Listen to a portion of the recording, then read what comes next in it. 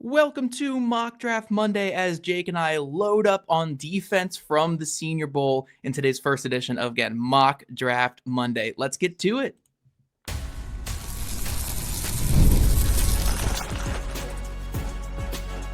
You are Locked On Colts, your daily Indianapolis Colts podcast.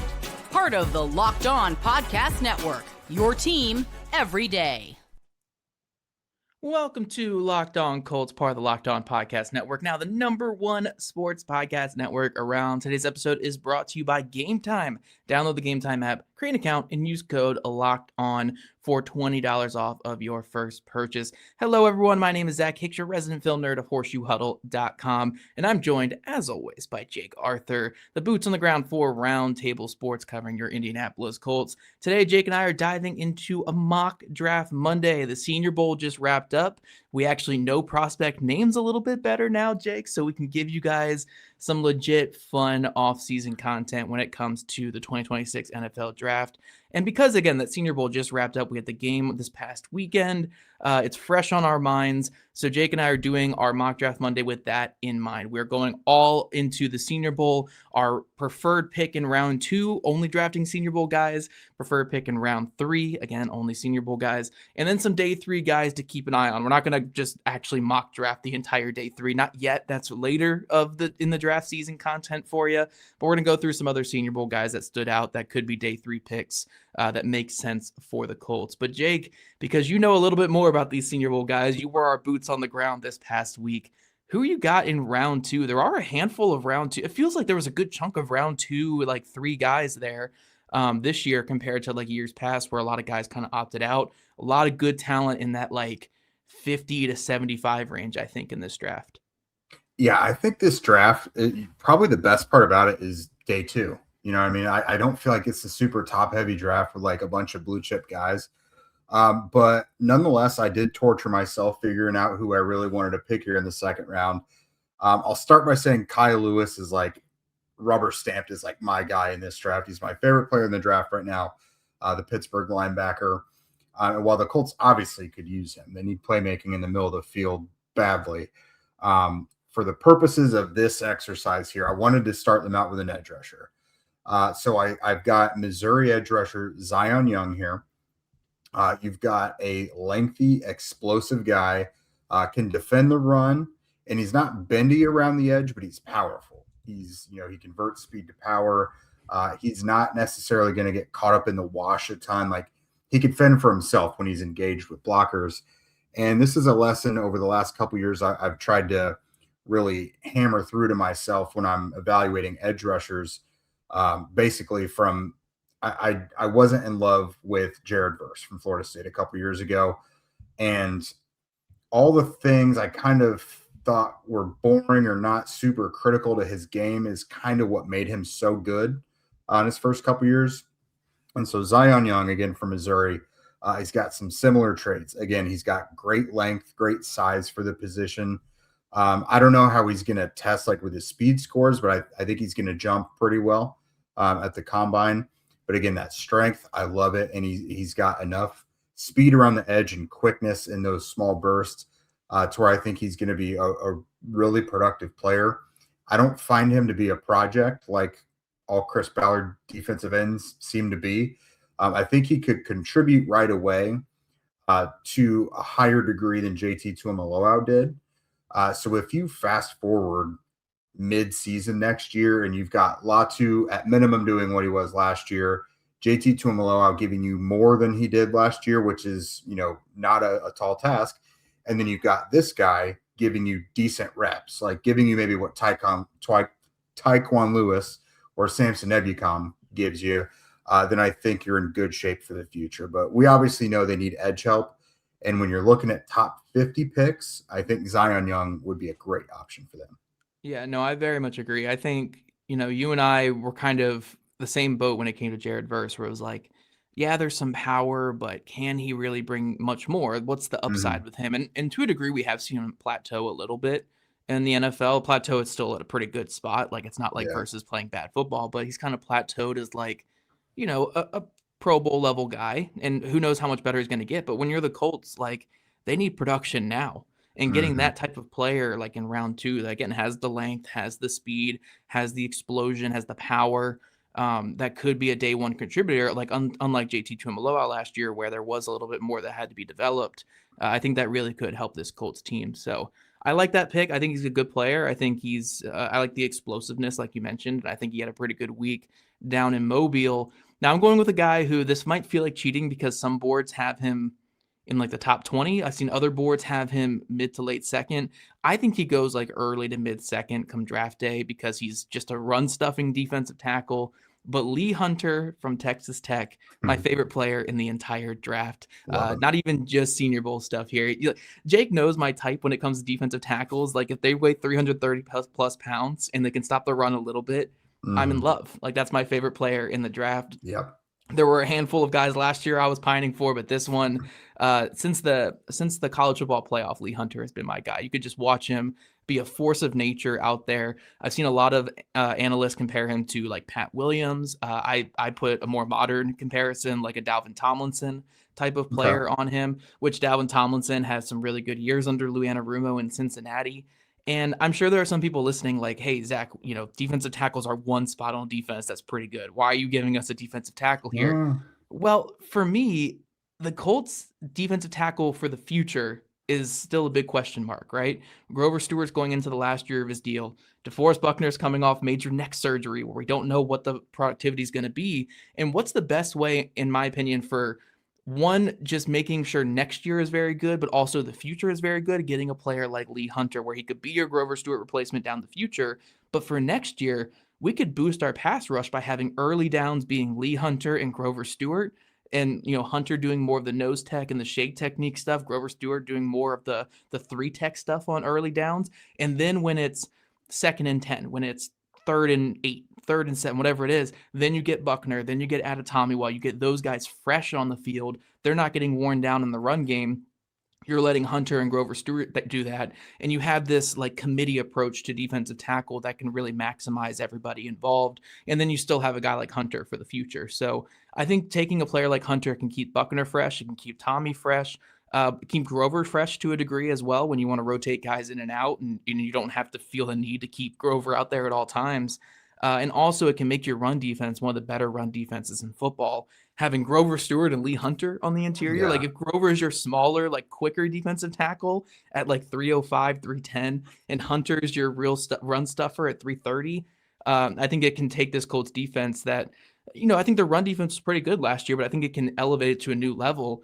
And in this modern NFL where teams are coming out in 12, 13, 21 personnel and they want to run the football, it goes a long way to stop those runs on early downs. So Hunter is pretty limited. I don't think he's going to be a big time pass rusher. I think he is like that Dalvin Tomlinson, Grover Stewart type of player in the NFL. But nowadays, it's so important to stop the run that I think that's worth a top 50 pick for me, especially when the guy can do it at a very high level. So with Lee Hunter, I think you get the best of both worlds. You get the future, you get the present. You can maximize Buckner with a player like him.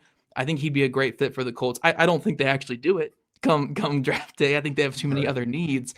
But I would love to get like a 330-pound run stuffing defensive tackle in here alongside Grover Stewart to keep Buck, keep Tommy fresh, and just let them go to work in the pass game. Well, I will tell you, I know the Colts. If there's an interior defender there, I think that is a position group where I don't think they care if they've got it already or not. I know some of the things they liked in last year's draft. They would have been fine with it early on. So, guys, I think you'll notice that Zach and I, first and foremost, what we did was we addressed the defensive line, but we also wanted to add guys that can contribute right away, not projects, not guys where they're huge risks and it's like all upside, but like Lee Hunter. Again, he's not super twitchy, not like an explosive athlete or anything, but like he's powerful and he's long. He's got a good center of gravity. Like you got Caleb Banks from Florida. He's like 6'6", 6'7". Yeah. Hunter's like 6'2", 6'3". So like you got a lower center of gravity there. A guy who could just weasel his way. Weasel seems too small. I don't know. Turkey his way through the offensive line. I don't know. Bulldoze his way through the offense. He's so big and so he's big, but he's got like this quickness to him too. Like you can see it in the college football playoff where it's like if you try to block him one-on-one, he'll run through you. But if you try to like really lean on front and like lean your whole body on him, he can spin off you too. He's slippery at times. So Yes, I was gonna say very good player. I think he's slippery and he understands how to use his body to I don't almost like a power forward, someone in the post who really understands how to shimmy Right. off of their defender. Like Right. that's kind of the best way I can describe how he gets through the line because he's not like a polished pass rusher. He doesn't do a No. lot of really good hand fighting, but he finds his way through.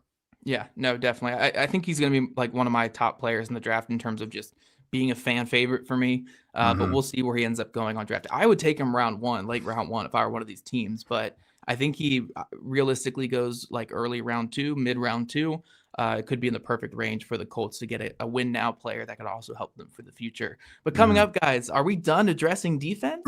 We'll see with our round three mocks only using Senior Bowl players.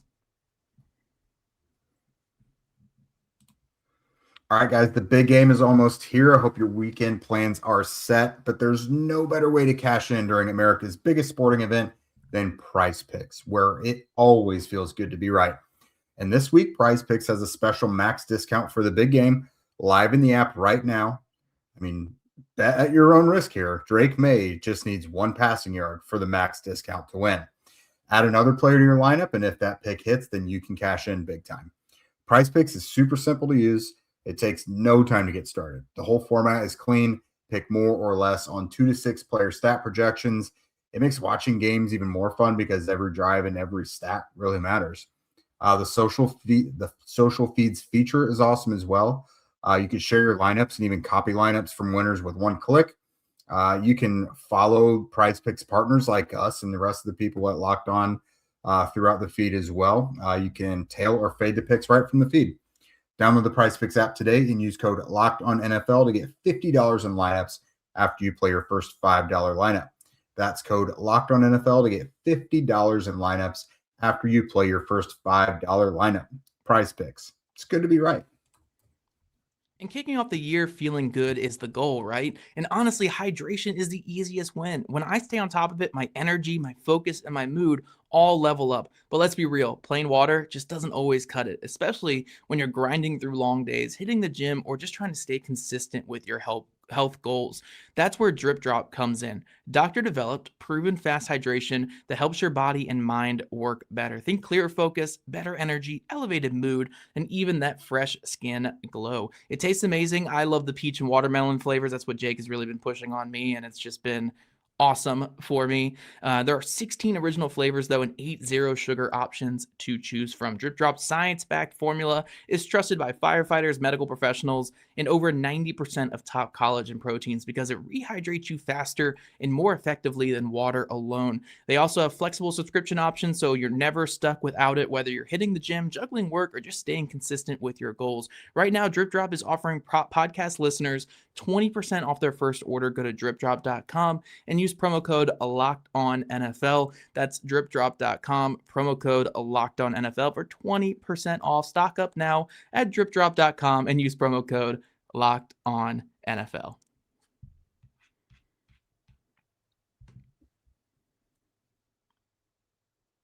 All right, and thank you guys for making Locked On Colts your first listen today and every day, and thank you for making Locked On the #1 sports podcast network. If you haven't already, go check out the new Everydayer Clubs. You can catch the audio ad-free and get invite to the members-only Locked On Everydayer Club Discord server, which Jake and I are always talking to people in there. Includes a group chat just for listeners of our shows. Go to lockedoncolts.supercast.com to join and then gift subscription as well.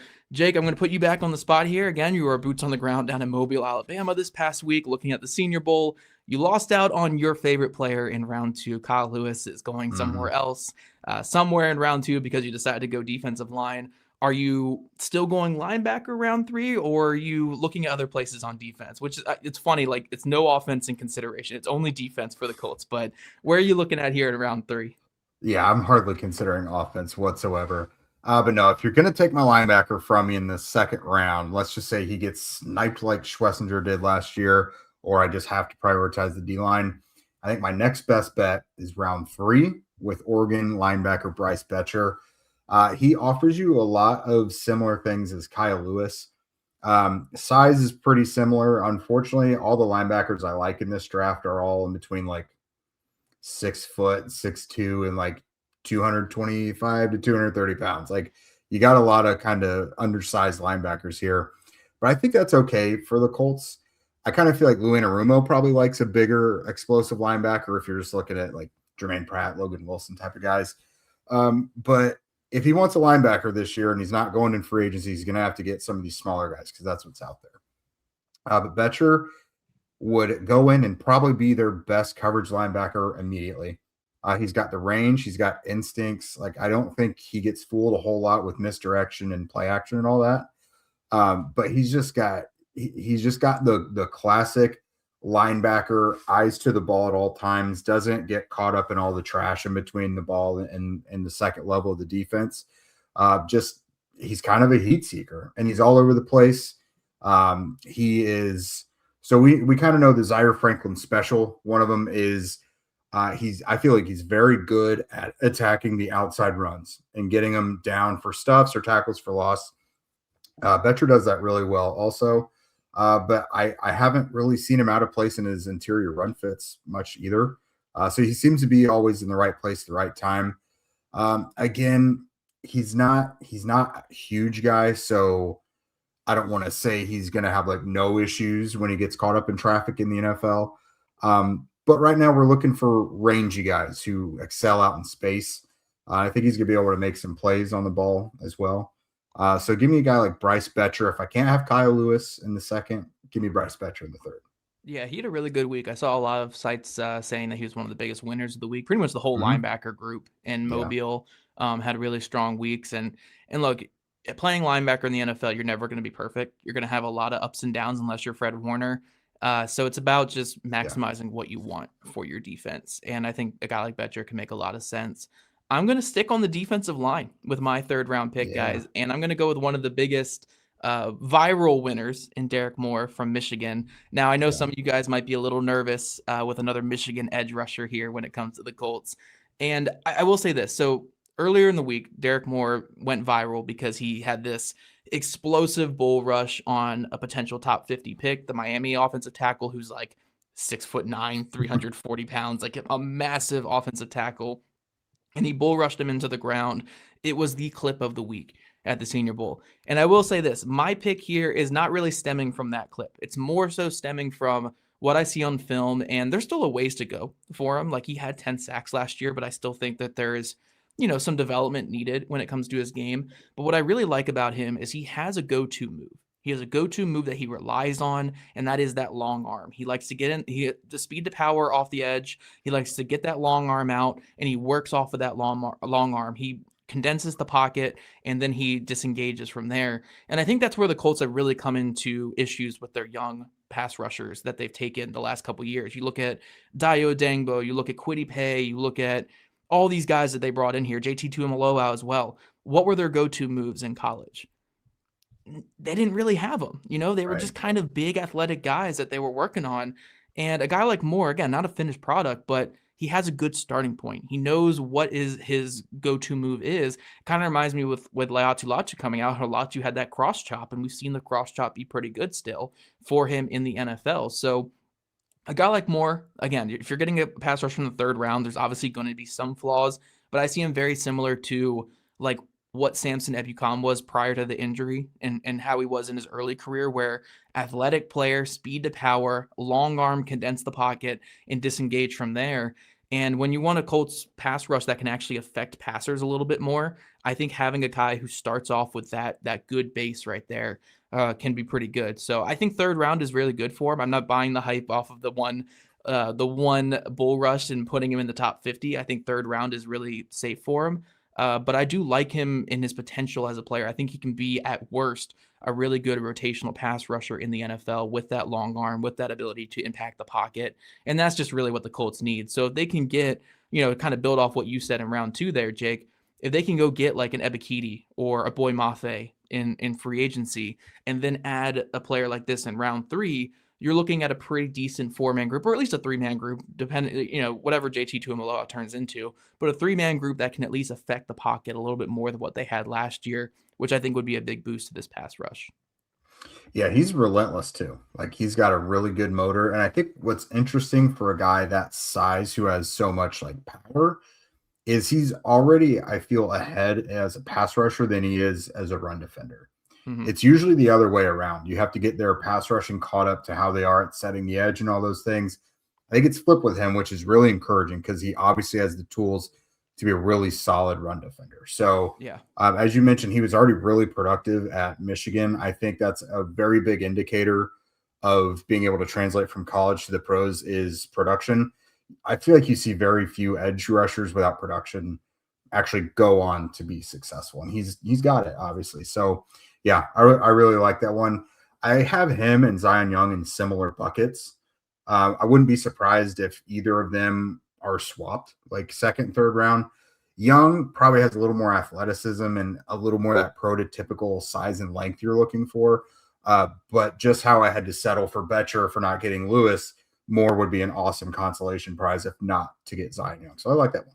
Yeah, I think the edge rushers on day 2 kind of all fall into a similar bucket. It's about where you want to Mhm. stack them and where NFL teams, like, when push comes to pull, how do they value the athleticism versus in the size versus, the production and stuff like that. Mhm. So I'm with you. I do think those 2 players are in a similar bucket. So again, maybe I'm cheating taking him in round 3, but I think ultimately that's where I'd feel comfortable taking him. I think if you go into the top 50 with him, like I prefer more like Zion than I would over Moore. But you guys let us know in the comment section below. That's it for kind of our mock draft aspect of this episode. But coming up, we're going to talk about some potential day 3 players to watch when it comes to Senior Bowl guys, including a superstar linebacker that apparently the NFL might take in round 3. I want to kind of get your thoughts on this, Jake, here in the final segment.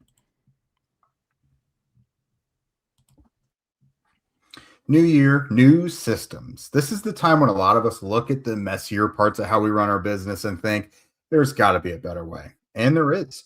Streamlining your communications is one of the quickest upgrades that you can make.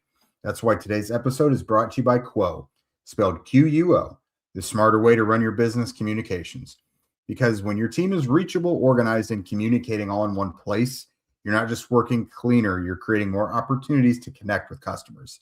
I love how simple Quo makes everything. Your whole team can call and text from one shared business number, so nothing gets missed. Everyone sees the full conversation thread, which makes replies faster and more personal. It works right from your phone or computer as well, and you can even keep your existing number. And Quo's smart AI tools automatically log calls, summarize conversations, and highlight next steps, so details never slip through the cracks, and it just saves you a ton of time as well. It's no surprise that Quo is the #1 rated business phone system on G2, trusted by more than 90,000 businesses, from solo operators to growing teams. So make this year where no opportunity and no customer slips away. Try Quo for free, plus get 20% off of your first 6 months when you go to quo.com/lockedonnfl. That's quo.com/lockedonnfl. Quo, no missed calls, no missed customers. And there's nothing like being in an NBA arena, the crowd, the energy, the moment. Getting tickets, though, that part hasn't always been so simple. That's why Gametime has become the go-to app for scoring tickets fast without the hassle. It puts the advantage back where it belongs, with the fans. I pulled up the Gametime app recently, picked an upcoming NBA game, and had tickets locked in within minutes to see the tanking Washington Wizards. It's a blast around where I live right here. I love seeing the all-in price up front, no surprise fees at checkout. The zone deals also stand out as well. You choose the section, Gametime picks the seats, and you save. Everything feels quick, intuitive, and stress-free from start to finish. Take the guesswork out of buying NBA tickets with Gametime. Download the Gametime app, create an account, and use code LOCKEDONNFL for $20 off of your first purchase. That's code LOCKEDON for $20 off. Download the Gametime app today, and remember, it's gametime.co, not .com.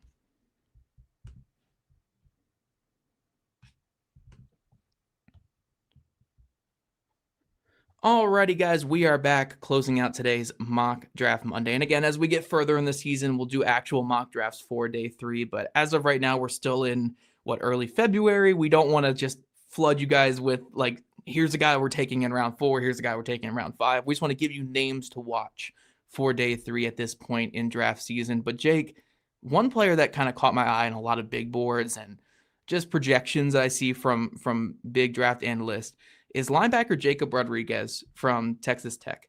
Now, this guy won every award last year. Every single award you could possibly win. Was basically like universally the best defender in college football statistically this past season. I thought he was awesome in Mobile as well. And I get there are projections when it comes to this. Like, he's not the biggest player. He's not the most athletic player. But to me, man, I don't know. Like, what's his floor is like a Cody Barton maybe type player, which is like a fine starting linebacker. If you can get that in round 4, like, that's crazy for me. Like, I would be more than comfortable taking him round 3. I think he's too smart, too quick, just too heady to fall that late. But what did you think of Rodriguez in Mobile? Because I've yet to see a bad thing about this guy outside of just, oh, he's not the typical like 4'4" guy, and oh, he's not, 35-inch arms. But like, everything he puts on tape in coverage and run game, like, seems pretty good to me. Yeah, I came away with it really, really impressed with 3 linebackers, obviously Louis Betcher and Jacob Rodriguez. So Rodriguez was big time playmaker. Again, you cannot coach, or I don't feel like you can ignore instincts, just the football IQ that guys like him have. And guys who you guys are probably gonna see me come out with my like official guys I loved for the Colts piece coming out soon, but I described him as a guy who's just like magnetized to the ball. A good example is Wednesday of Senior Bowl practice. He started out, he punched the ball out of that Clemson running back's arms. I can't Adam something. Forced fumble. That was like on the first drive of 11 on 11s. And then on the very final drive of the day, he got an interception to end practice. So like, the guy, he's always in the right place. Like, when the whistle blows, whether he made the tackle or not, he's right there. He knows how to create turnovers. Like you said, he's accomplished. He won everything he possibly could. But I think he's someone who teams may overthink it again. So not elite size, not elite athleticism. They're probably going to say, yeah, but he played behind an incredible defensive line, so I don't know. There's always going to be guys who get slated ahead of him because they maybe have higher ceilings. I'm tired of looking at a higher ceiling, though. I want accomplishments and what I see on tape. And look at his tape and tell me that this guy doesn't know how to play football. He does. Yeah. And you look at the things he's doing, and it's like, yeah, I see that translating to the NFL because he understands what he's looking at. You know what I mean? And this is a day and age where like college ball is seeping into the NFL more and more. So like, you need guys like this who know what they're seeing. Yeah. I just want a linebacker who can see and feel things behind him. So like, I don't care if they're the most athletic players in the world, but like, give me guys like Jacob Rodriguez, give me Aiden Fisher, who technically doesn't count because he wasn't at the Senior Bowl. So we're not having him in this list here. But before I go too much on linebackers though, Jake, there were plenty of other players at the Senior Bowl as well. Mm-hmm. So give me a list of like potential day 3 types that really caught your eye. I mean, Kyle Lewis was kind of a day 3 type until the Senior Bowl. Maybe he's higher now. But who are some other like guys who, they might fall to day 3, but they're pretty interesting prospects? Yeah, I did lose control when naming some of these guys. So apologies. I'll kind of give you guys the cliff notes on some of these. And then I'll let you get to yours because you and I kind of cross-pollinated on some of these names here.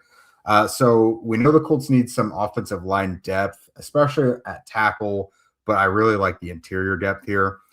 Dartmouth center Delby Lemieux, I think, is going to be a guy who's a bit undersized. He doesn't have the length, but he is athletic and he knows what he's doing. Texas A&M's Trey Zune, he's played tackle, but he's going to translate way better to guard, I think. And then I thought he had a strong couple days there. Let's see, edge rushers. These are guys who, if you find yourself striking out on day 2, I really like Duke's Vincent Anthony Jr., Texas Tech. So Romello Heights is interesting because he's got like he's old. He's got like Bruce Irvin's size. He does not have edge rusher size. So do you like draft him to be a will linebacker that you blitz a bunch? I don't know, but he's an interesting player to have on your team. Well, I will say real quick, the Colts would be an interesting fit for him because they dropped their defensive end in the coverage a lot. So I kind of want a player like that just in the rotation. So if he's there in round 4, Like, I know he's my Oh age, yeah. but like get him. I think it could make a lot of sense for this Colts As team. long as he's not my age is Right? all that we're That's working with Leatu here. Latu. He's your age. Actually, Yeah, I think Romello Heights older than Latu. I can't even call Latu old. I'm maybe. pretty sure. Romello Heights like 25, and Latu's like Yeah, 24. he's not young. And then the other Fano brother, Utah defensive end Logan Fano. Mm. Yeah, and then I'll let you name some first because I have even more here to say. Okay, yeah, you can go through it at the end. Bud Yeah. Clark was a player that I saw you going crazy about, the safety from TCU all week. Yep. Had a very, very strong week. If he goes like round 4, which I think was where he might end up going, I'm very intrigued there. My boy Sam Hecht, I did a profile on him here on the channel a couple days ago. It seems like he might be going like top 100 now, so I don't even know if I can count him in this, but I love Sam Hecht. I just got to keep giving him shout outs there. Offensive tackle Demetrius Crownover, though, from Texas A&M. What do we know about Chris Ballard when it comes to offensive linemen, especially at tackle? He loves the 6'7", 380 pound, like huge dudes. And Crownover had a rough first day, really rebounded, and turned into a really good week. I really liked what I saw from him by the end of the week. Jeremiah Wright, interior offensive lineman from Auburn. There's limitations there. He's going to go day 3 for sure, but there are some pop in his pads, and I like a little bit of the physicality he brings. And then running back Mike Washington Jr. from Arkansas, I did like a little bit of what I saw. Very kind of stiff runner, but straight line explosive, has a little bit of a jump cut into his game as well. Kind of reminds me like he runs like it's a bad comparison because this player is so much better, but like DeMarco Murray a little bit, kind of the way he runs that, like, the hunched over shoulders and stuff, like long speed and with a little jump cut in there. I think he's a fun player. So yeah, Mike Washington Jr. caught my eye a little bit. There were a couple of team session plays where I was like, okay, like this guy can play a little bit. Yeah, I like that. So Crownover, by the way, let's go ahead and add this former tight end. There we go. There you go. Yep. I think he's like 6'7", 330 as well. Like, yeah, he's a big player. Dude. Yeah. So safety, Jalen Stroman and VJ Payne. VJ Payne is kind of like Diet Bud Clark, I would say. Okay. At defensive tackle of Zane Durant, if you find him in round 4, just chilling there, I think that would be a great one. What's his weight, Jake? 330? 290. No. Yeah. No. Yeah. Too light. He has unspectacular size. There's nothing spectacular about him. He just gets the job done. We're going to get him on McDonald's diet so we can get his weight up a little bit. Totally. And if you're looking for a later corner who's maybe a height, weight, speed guy for Lou Anarumo, Charles Demings from Stephen F. Austin could be interesting. Stephen F. Austin. There we go. I remember back in the day when Ballard used to always take all the small school guys, and we used to try to find our small school guy, and we circled Ryan Flournoy so much that one draft. Yeah. And he went to the Cowboys, and he's a good NFL player. Like, man, we were so close with that one.